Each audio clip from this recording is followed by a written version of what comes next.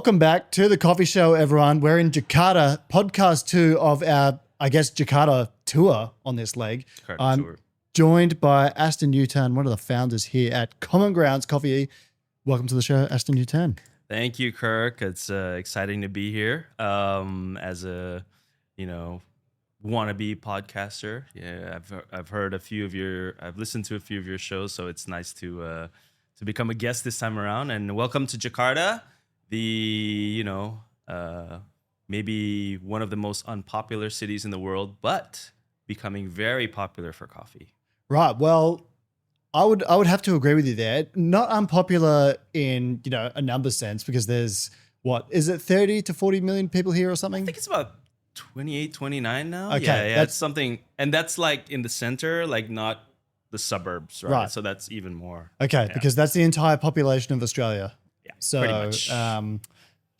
You're definitely popular. Don't worry, there's definitely plenty of people here. But it's interesting. You remarked before the podcast started that you don't often get as many visitors here. Like it's not as much of a tourist city, so to speak, as other parts of Indonesia. Yeah. So we're in one of your venues now, one of your many venues, and you've got. I just bumped in and saw one of my old colleagues, Shinsaku Fukuyama, in back there making some coffees. Yep, Shin is here. He's an old friend, friend of Saint Ali as well.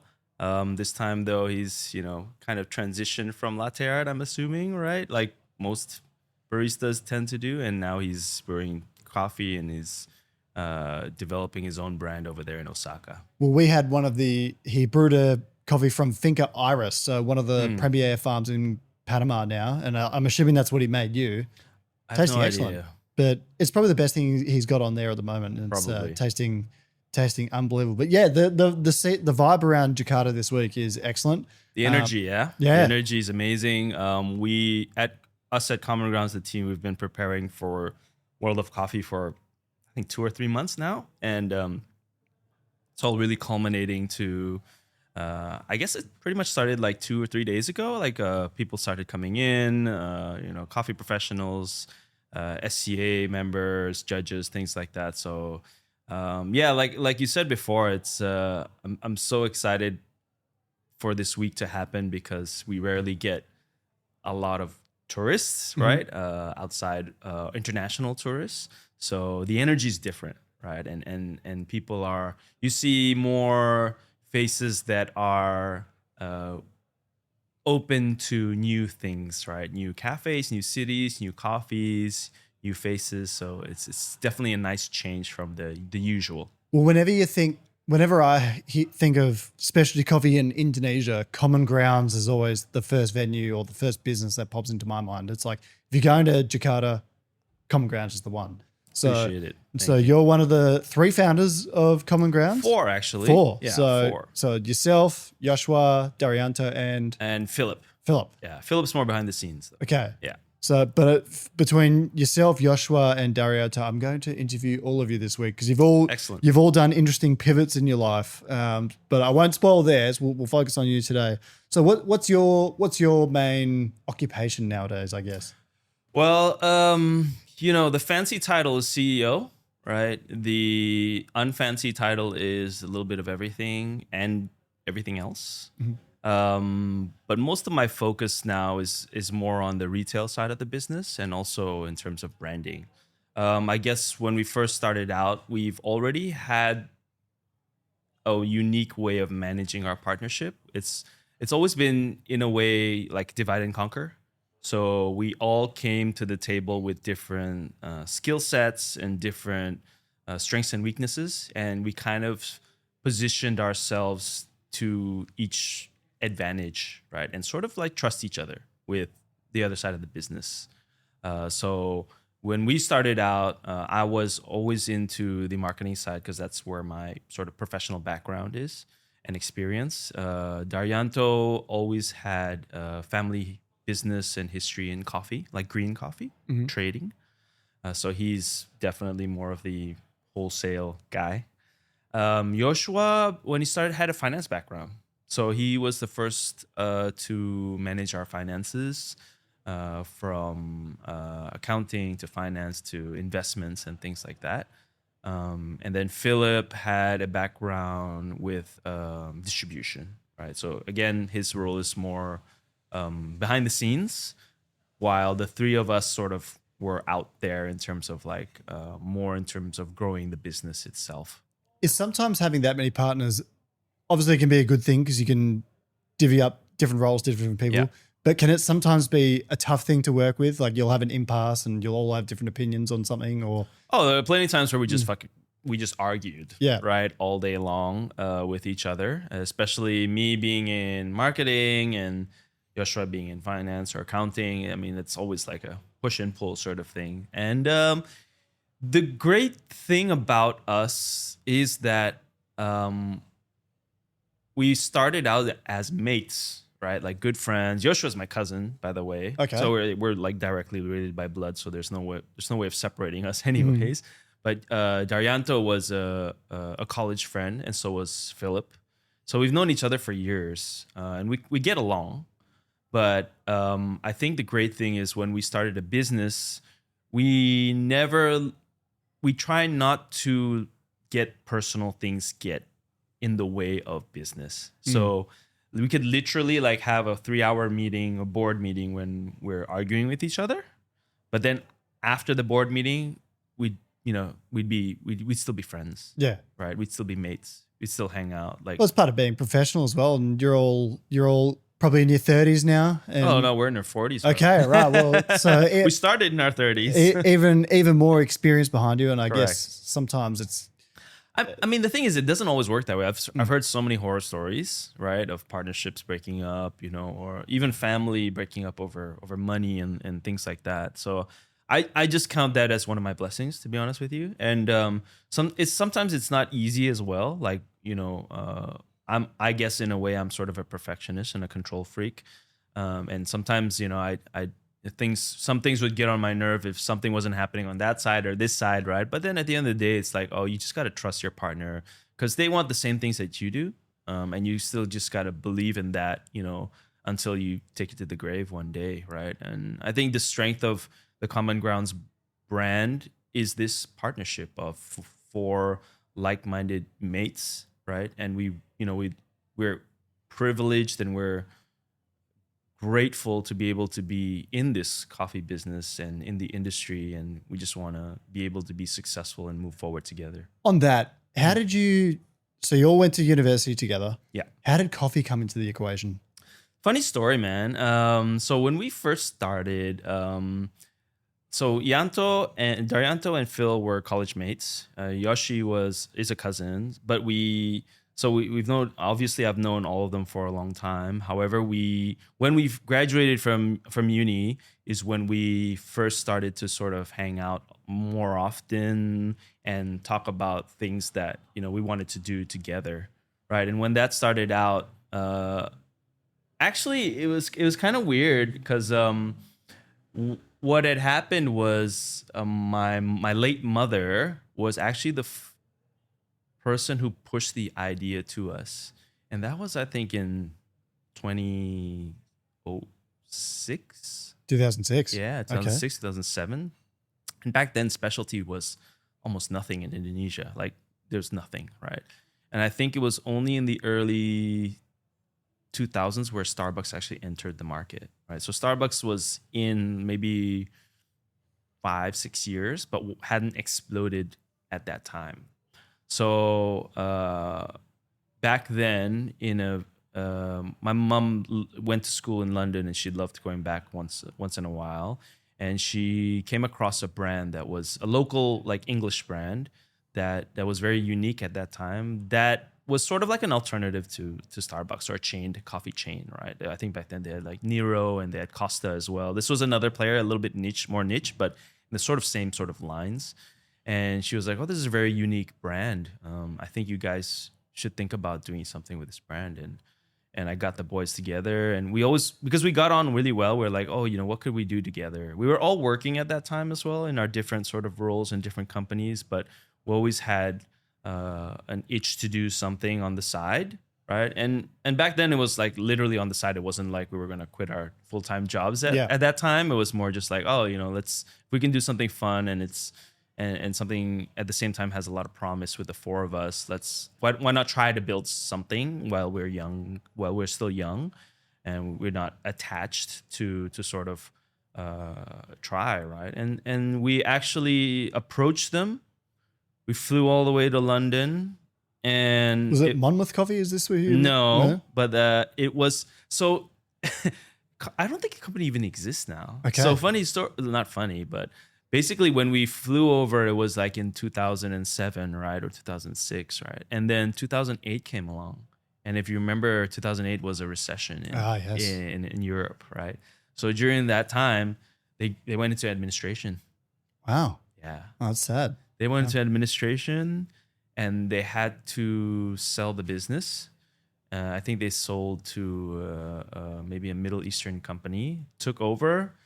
And when they took over, they rebranded a lot of things to make it a little bit more, less niche and more like Italian style. Yeah, isn't it funny how, because I recall the recession really well. I've studied politics when I went to uni and I was always interested in economics in high school and those sorts of things. So, and it feels like we've just been through COVID as a global society, I guess.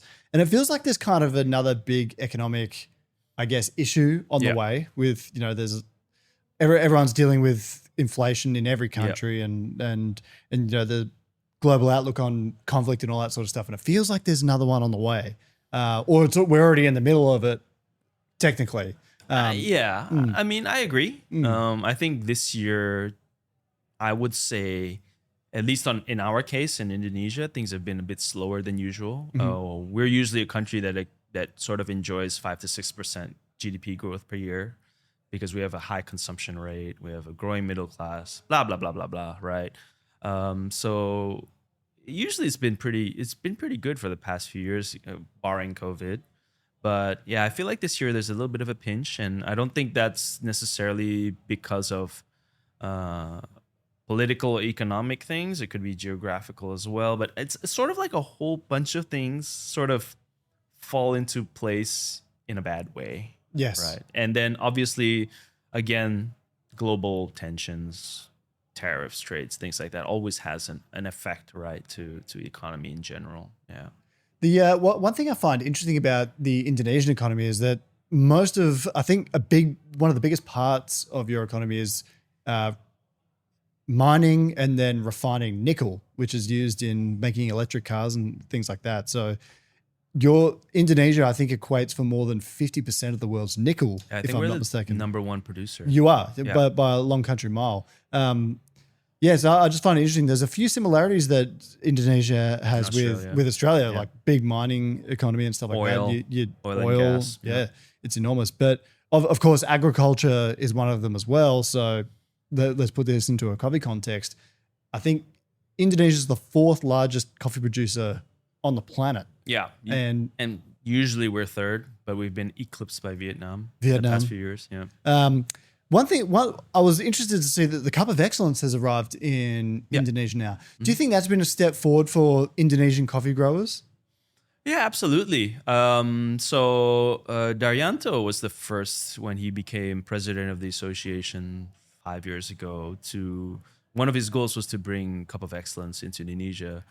In our early days of competition, when Yoshi was competing, Yanto, Yoshi would always go, right, to all of these World Coffee events. And I think that really opened our eyes, whether it's in the US, in Australia, Europe. Obviously, you would see some of the same people as well, right, or the same brands and companies. And I think one of the things that was always interesting for us was Cup of Excellence, because it's like, there's this really well-known, reputable, international coffee auction that happens around the world, but not in Indonesia, right? Which is a big coffee producing country. So that's sort of, I remember Yanto, and this was way before he was elected as a specialty coffee president or anything. I was like, hey, one day, we should definitely have this in Indonesia. I don't see why not, right? It won't be easy. Well, like SEA, sometimes I feel like there's a lot of conjecture about the global institution that it is and a lot of criticism around it. But if I compare that with Cup of Excellence, I've never really had anyone say anything negative about it. On the whole, it's been quite a great thing for the industry, and and it's like that it's a way to quantify, quality at the highest levels in a way, in a channel to get those producers recognized. So I think it's fantastic. Yeah, exactly. That's why I was championing it to Yanto. I was like, hey, because he's our coffee guy, right? So I was telling him, I was like, hey, this would be great for the industry, right? I mean, be great for Indonesian coffee. It'd be great for the industry, and it's reputable. That's the first thing that I was thinking. I was like, hey, these guys are really like as non-profit as it gets, as far as I knew, right? Yes. And then they always have a very reputable buyer list, yes, right? So the people who buy from Cup of Excellence are reputable. A lot of these companies come from Japan, who also already buy a lot of Indonesian coffee, right? So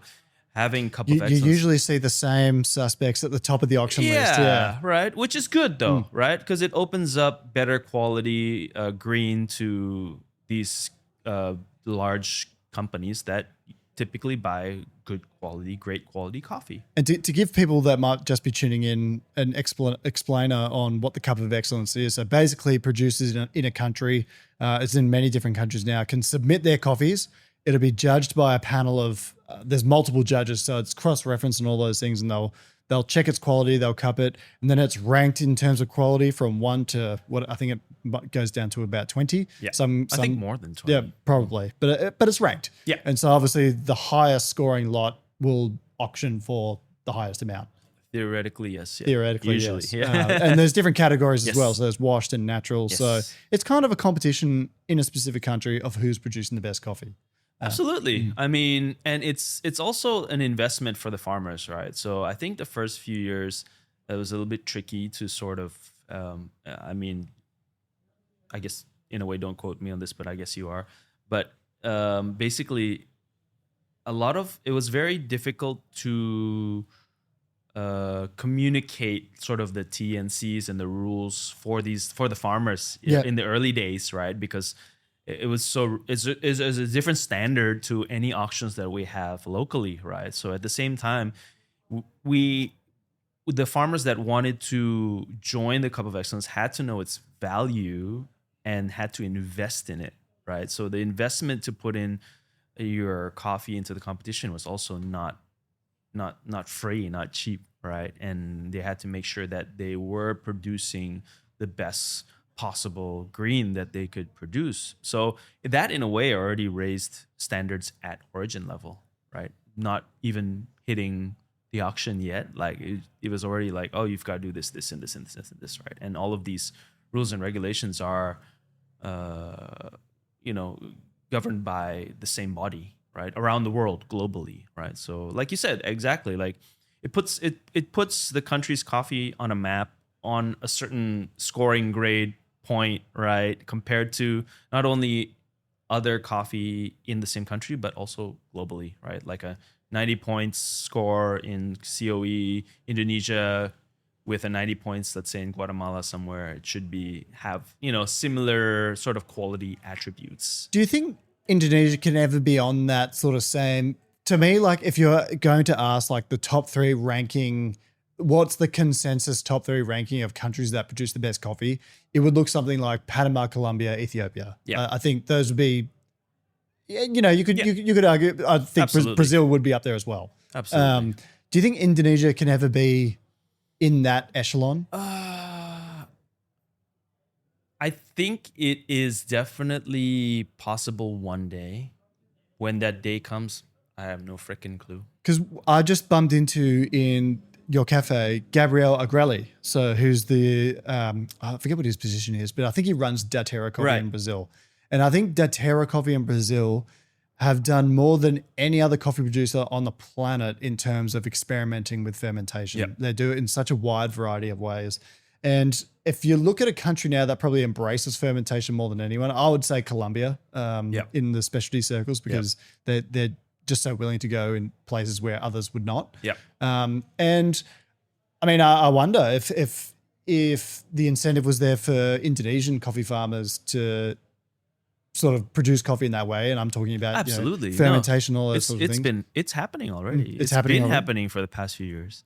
So the unique thing about our industry and how fast it's grown and developed has to do a lot with the barista coffee community, right? The reason being is that as barista competitions became more popular, the message of specialty became more magnetic, if you will, and draws in more customers, draws in more business. But at the same time, I forget when, I think it was even before Yanto's time. I think there was a barista guild, and that barista guild was the organization that ran the barista comps, and the local specialty coffee association sort of gave them the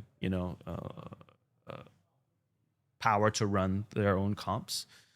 And I think it was, I forget exact year, maybe 2015 or 2016. It was the year where in your regionals, you could only use Indonesian coffee. Right. So you kind of level the playing field a little because like before that, like geishas and everything started to pop up everywhere. Yeah, it's like, of course. Yeah. So basically if you had, the funds, you definitely be up there much more. Right. And during that, and I think that theme ran for a few years, maybe 5 years. So it became sort of like a rule that in regional comps, you could only use local coffee, Indonesian coffee. So that really spurred a lot of experimentation, right? Not only experimentation, but obviously, more baristas going to origin, working with farmers, and more farmers understanding the needs of specialty coffee baristas, competition-wise or not, right? And that opened so many things like crazy. And if I remember correctly, I think it was the first time that we introduced CM here in Indonesia. In Indonesia, if I'm not mistaken, was when we actually, so we were working together with a more of like a commercial farm in Sumatra, in the Aceh area, and basically us, Mickey, Jasin, Yanto, and a friend of ours who used to buy coffee from us, Harrison, we actually invited Jameson over. Jameson Savage. To teach the farm on how to do proper CM. That was the beginning of this, fermentation. I would absolutely love to try some of that coffee. So if you have any, in Jakarta, not that specific lot, but if you got, we tried some Flores coffee, I think, from you yesterday. That was delightful. Yeah, exactly. So since that method started was in 2017 or 17, I think. Yeah, because I think Mickey might have used some of that coffee for his run in Boston. But that's when it really started, man. And when that happened, like all other farmers started to do similar things, right? But it's basically, I would say it's more expanding the flavor profile of coffees, right? Just like, how you would how you'd have a wash coffee and then you'd explore flavors with a natural or a honey. This was another post-harvest iteration of that, right? A question just popped up into my mind as you're explaining that. So you're drinking, I think, from Shin right now, the Finca Iris Enigma. So it's a very complex, quite sweet floral coffee, and very high graded. And I was having this discussion with my business partner Johan before we started this podcast. Is that there's a difference between a Brewer's Cup winning coffee and like a Cup of Excellence winning coffee. Yeah. So some people might think, oh, well, if you're going to go into the Brewer's Cup, then why not just use the Cup of Excellence winner? But like, there's a clear distinction, I feel like now, between the two. So a Cup of Excellence coffee, gets all the ticks on cleanliness and aftertaste and yada, yada, yada. Whereas a Brewer's Cup coffee nowadays is in your face. It's just like full of flavor. It's intense. And some cuppers would probably consider it defective. Correct. Agree? Disagree? Yeah, agree. I think it's just different parameters, right? Different settings, different parameters. I I don't reckon one is better or worse than the other. It's just different parameters, different stages, if you will. And I think that just reflects different industry standards, and not necessarily good or bad. It's just like what people are looking for. What's homebrewing like in Indonesia? So there's obviously like a very healthy, I guess, culture of going to cafes. Yeah. What's homebrewing like here? Oh, homebrewing is I would say quite big and growing. Obviously, just like in other countries, the pandemic spurred a lot of homebrewing. But I think even before that, homebrewing was very attractive because basically you didn't have to buy a machine, so it was much more affordable, right? And again, the magnetic thing about specialty coffee is variety. I feel, right, like people didn't have to taste the same coffee every day. Like they could choose depending on their mood, or they had bought 2 or 3 different origins. So that's something very attractive to Indonesians. We are, again, just like most Asian countries, we're tea drinking by nature, right? So we don't usually typically ancestrally drink a lot of coffee. And since coffee was introduced like in more specialty, like people started wanting to explore more, but they would enjoy specialty coffee for its flavor and drinking enjoyment, not for its caffeine. See, one thing I want to impart on people that watch this, listen to this, is that for example, I always get friends back home that say to me, what machine should I buy? What grinder should I buy? And I just wish they would give drinking filter coffee a go, because you can have a World Brewers Cup quality filter setup for the cost of an espresso machine, and you'll be able to make world-class, like the best of the best coffee at your home if you really want to. It's so much easier for filter coffee, and you can be mobile with it. You can take it camping with you. You can take it with you when you go into your mum's house, like whatever. I just think that's one of the great things about filter brewing at home. Absolutely, right? And I think that goes down to, again, like what's the purpose of people, like coffee, right? Drinking coffee. Like a lot of people I'm assuming in the Western world, or very coffee drink countries, they drink it because of the caffeine. Like they need it, right? Especially during like winter time or whatever. It's more of a necessity, right? In Asia, it's more, I feel that it's more of a me time. It's like a self-rewarding thing. It's like in a way, like for some people, it's like bubble tea, right? It's not necessarily good for you, but you want to enjoy flavors that make you feel good. Gotta have that thing in your day? Yeah, exactly. So I would reckon most Indonesians will probably, even nowadays, will drink just 1 cup of coffee a day. Well, on the topic of homebrewing, we are partnering with a brand called Timor. So if you're looking for some brew gear, you can check out Timor on timor.com.au, timor.com, or one of their local distributors. Hand grinders, electric kettles. It's all available with Timor. One thing I wanted to ask you, we've got a few beautiful posters up on the wall here. Mikhail Jasin, the handsome face of Mikhail Jasin, always staring me down everywhere I go. Big part of Common Grounds. Yes. So you've had a relationship with him for a long time. Yep. Can you give us a bit of a condensed outline of his journey with you? And then I'll ask you now, before you answer that, what was it like when he won? What was the emotion for you guys like when he won the whole thing? Were you there? Yeah, I was there. I was there in Busan. Just a little bit over a year ago with Yanto. We had the whole team over. Yoshi was there too. You know what? I mean, honestly, sometimes you still can't believe it, right? I think winning the World Barista Championship was always a dream of his and ours together. But was sort of like something that was just always so elusive. Like it's like we compete a lot, right? We've sent people to WBC and all the other comps like quite frequently. I think ever since almost every year since we started. And we still remember like the first few times going into these world comps, it's like, you see your idols, right?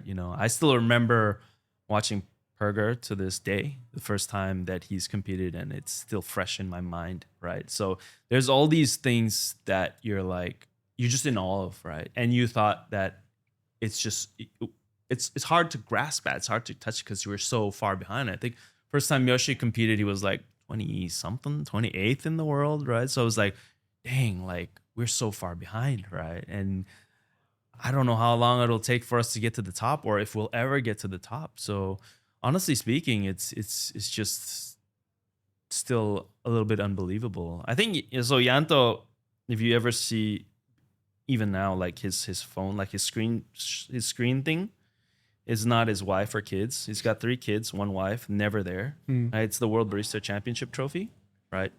And he vowed to me that, you know, he would win it. The only time he would change it was if he would win it one day, right? He's won it, but it's still there. I don't know what he's doing with it. Well, I mean, he's just cooking on it a little bit. Exactly. Yeah. So the motivation was always there. The dream was always there. The sacrifices are the ones that people don't know about, right? And the journey towards that, you know, elusive trophy that we still won by 1 point, right? Yeah. Yeah. Mm-hmm. Dave. Well, I mean, that was we did a bit of a breakdown video, myself and Rowan from Golden Brown, about it, and it's very clear why Mikhail won. Yeah. And I think, you know, you're always in speaking about Jack and stuff. I think he's very aware. You know, Mikhail was the better man on the day, but it's, you know, winning by 1 point's tough. No, I mean, I'd rather lose by 10 points than 1 point. Well, I think he's the same. It's like it'd be a bit more conclusive that way, but you know, you'd always wonder. And I think, like, I mean, once you're on that stage, you're like if you're already, like, if you're still up there in the top 3, like, man, it can just go any way. Yeah. Like you really can't say, you really can't tell, and you can only know the points later on as well.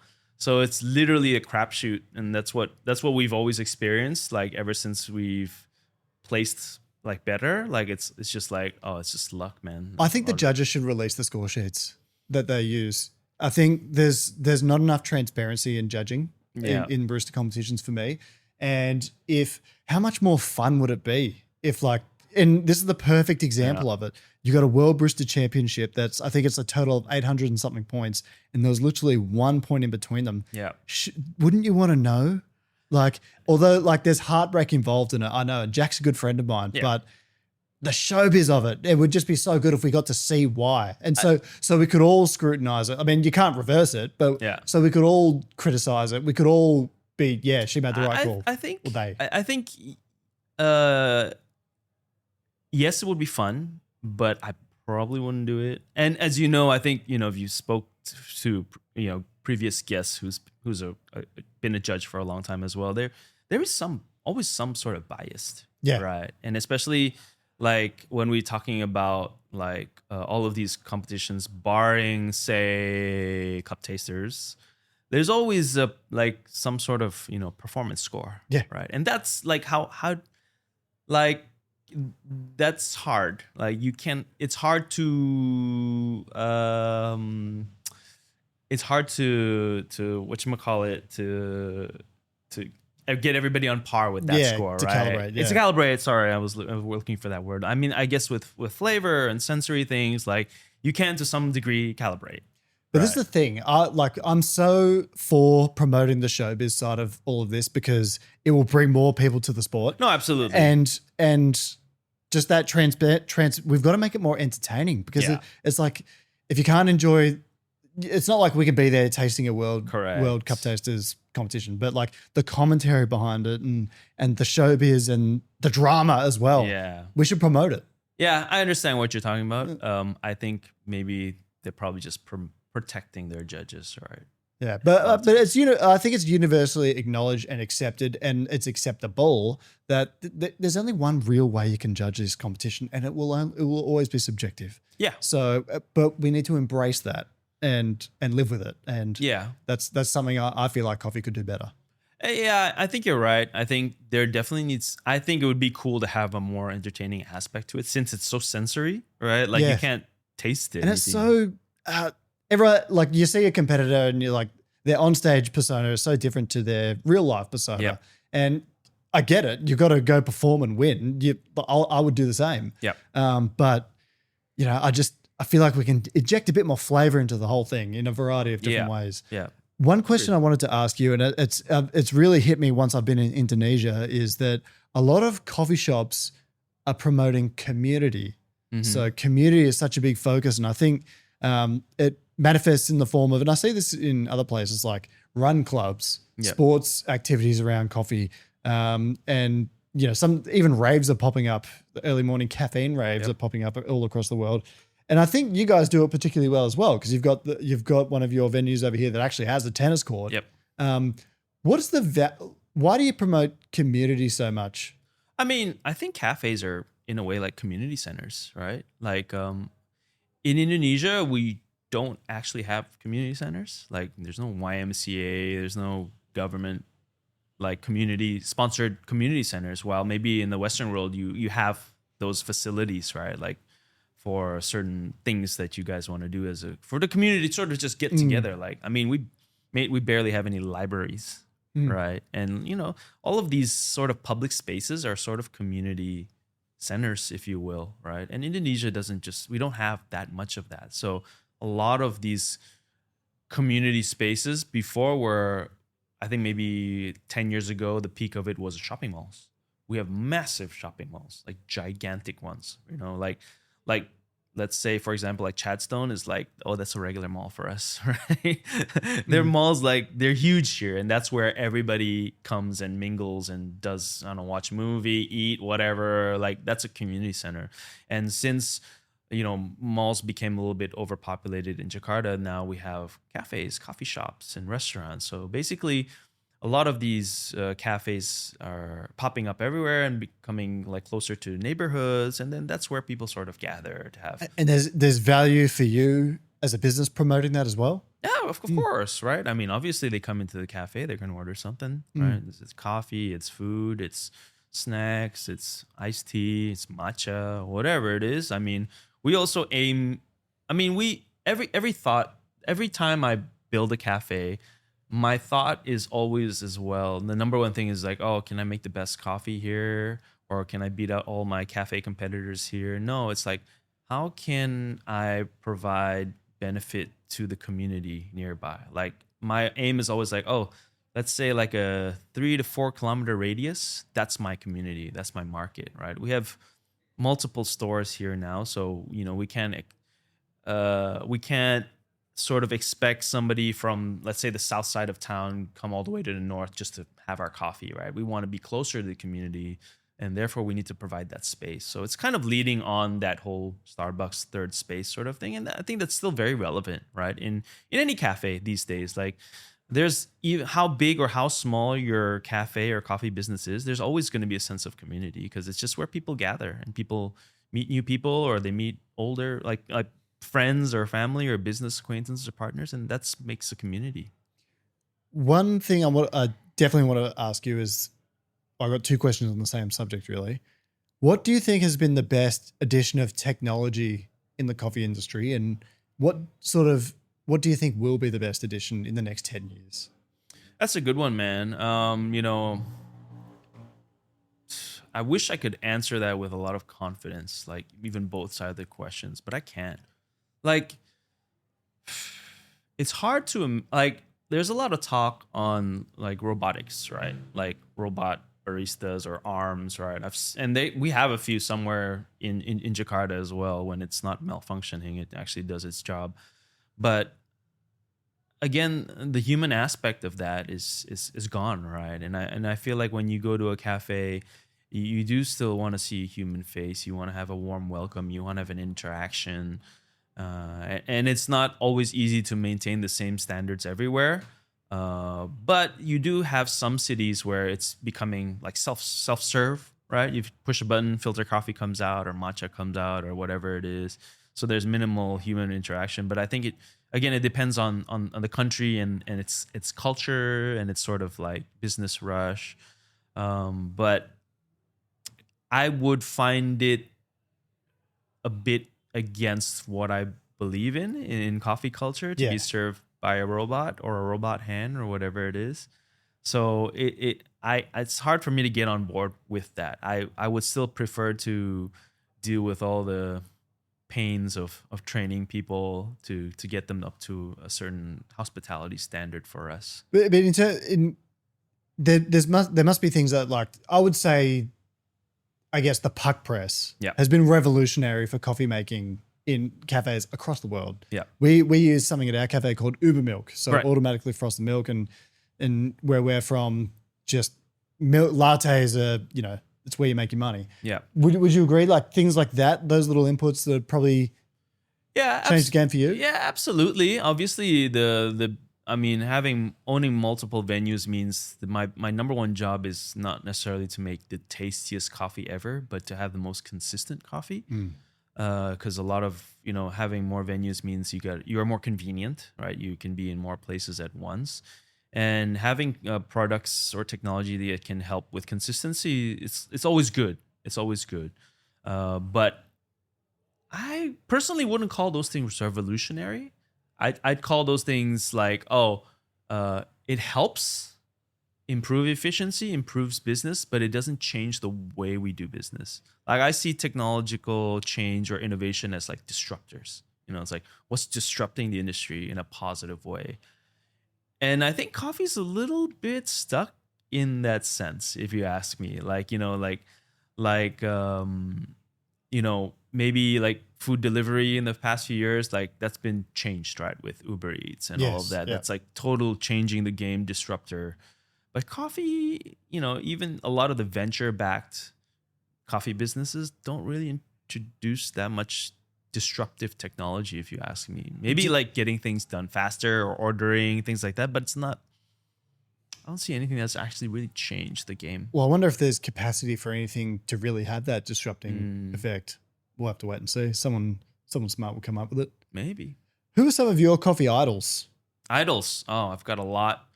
Are we talking about strictly coffee or coffee business or? Well, strictly? It can be. It doesn't even have to be coffee, really. I guess. Who are some of your idols? Well, I mean, if we that's a decent list, but let's stick to coffee because obviously I've been in this business for a while. Perger is definitely somebody that when we first started out, he was and I think at that point he was always also like very something different, right? Like a barista that you have like out of the box. He's still pretty out of the box. Matt right? Perger, yeah, that's Matt Perger for all you listening at home. Right, exactly. And our relationship with Saint Ali goes back a long time. So we've been very fortunate to know each other and have a great relationship even from now. I've tried to get him over here in Jakarta, but he's busy cooking dinner for his friends. He does it every Wednesday. I've been to his house on occasion. He's a great cook. Exactly. Yes. But he's always been somebody that has always amazed me in terms of the way that he thinks about coffee business and all this stuff. I've been to one of his like. He calls it a warehouse or something where he does this. It looks like it's more of like a shack with all this sort of stuff in just it, right? Shit everywhere. Yeah. But he's doing something, right? He's doing something that works, right? So, we're old friends, and I like I said, one of the biggest impacts that because that was the first time Mice, when he came in second, when Pete won, was the first Mice and World Coffee competition that we went to. So and watching him in that comp and in the final with all of the hype and the heartbreak was just that was just one of the most memorable things that happened in my coffee career. So I'll always remember that. He's probably the most notable second place getter of World Barista Championship history. He might even be the most impactful World Barista Championship performance.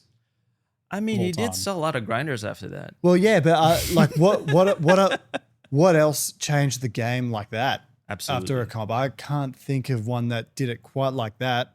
No, it was crazy because he from one day to the next he changed how coffee was made forever. Absolutely, yeah, and he messed with things on stage. Yes, like everybody messes with things outside of the stage now, right? It's like fermentation or whatever, right? But he messed with that stuff on the stage, so he like stretched the rules like so far, like people didn't know what to do, right? And he just did his thing.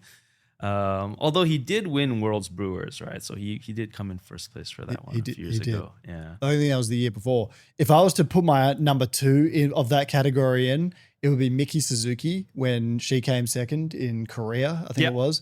Miki's next door, by the way. She is? Yeah, she's setting up at Terra, but I think she'll be here later. Okay, well, we're going to have to catch up with Miki while we're here. But she did this thing where she double ground coffee. And like, it would have been revolutionary had she won, I thought, because what she did was she froze coffee with liquid nitrogen and ground it essentially into quarters. Yep. And then she froze it again by pouring liquid nitrogen on, and then ground it again. Yep. So the particle distribution was just amazing. And I spoke to Hugh Kelly, who competed against her, and he said that was one of the best espressos he's ever had. Yeah. So using was it a Takesi? It was Bolivia Las Alacitas. Alacitas, all right. Yeah. So, but still, like that. Those are two of the most impactful things. Then you look at Sasha and what he's done with Raspberry Candy and CM, and that's kind of changed the game as well. But I still put Matt at number one. Yeah, he's definitely a different breed. Special human. Got that dog in him. Special human. Last question I've got for you is what do you see happening for the future of coffee? So both inside Indonesia and globally, like 10 years from now, where do you think we are? What do you think's different? I mean, coffee is so special, right? It's kind of like, I feel like it's a product that just got born again, right? I mean, it's been this brown chocolate bitter thing for so long, and now it's red, fruity, and all this other stuff, and people love it, right? So honestly, I just think that it'll continue to grow. It's got a natural drug in it as well, right? That kind of helps its case. It's socially acceptable pretty much everywhere too. Exactly. Now people are, like you said, partying with it, which is never thought in a million years, but it is happening. So I don't see it going anywhere. I see it growing. But again, with that growth, with that demand, with supply being as unpredictable as it is nowadays, like I expect prices to go up, man. Like I don't see any other way. I just don't. Whether it's more people are drinking it. Supply is pretty varying. Simple, yeah. So I just see it the only way going up, and I feel like if the quality goes up, all for it. Yeah. In general, right? Like if the quality goes down or stays the same and the price goes up, then I think you have a right to like sort of like, oh, what the hell, right? Yeah. But I feel like if it's going up, then it makes sense. Yeah, and I 100% agree with all of that, and I would add as well that even though there's a lot of challenges in the coffee industry right now, and I think everyone everywhere feels that. For me, there's never really been a more exciting time to be in the coffee industry. And I've said for years that coffee's an industry that's very much in its infancy compared to like wine and tea and those sorts of things. But we're only beginning to just realize our potential. And it's good that everything is growing. There's more and more technology available all the time that's helping make coffee better. There's more resources than ever for you to go and learn about coffee. You've got James Hoffman, Lance Hendrick, Barista Hustle online. Yep. There's just available knowledge out there. Yeah, like the free knowledge. There's plenty out there now, and the knowledge base is growing. And even you look at someone like Christopher Hendon, who's got his own podcast, Coffee Lit Review, and also does a lot of work in the sort of academia side of coffee. Right. So yeah, there's more and more being discovered, and I really do think there's never been a better time to be in this industry. I agree. I mean, barring a 100-fold matcha harvest takeover, we should be fine. What is your take on matcha? Because I feel like I've seen more matcha being drunk here than coffee. Absolutely, it's going crazy. It's like going wildfire across Southeast Asia. I enjoy matcha. I'm a matcha guy too now. Yeah, I enjoy matcha as an alternative for coffee, like maybe more in the afternoon time, right? And I know it's got a lot of great health benefits too. So yeah, great. We went to a place called Uki Matcha the other day. Man, line that was busy. That was really busy. Yeah. And a lot of Melbourne cafes that do matcha that way are doing great. Yeah, I would advocate for a robot arm for those kind of cafes. Oh yeah, my Whisking, goodness. Yeah, whisking is more torturous than brewing coffee. See, personally, I enjoy it, but I know that honeymoon phase of doing that will soon end for me. Yeah, trying to get that foam. There's an element to it that I really enjoy. I don't enjoy it, but I understand it. Yeah. Got to torture yourself.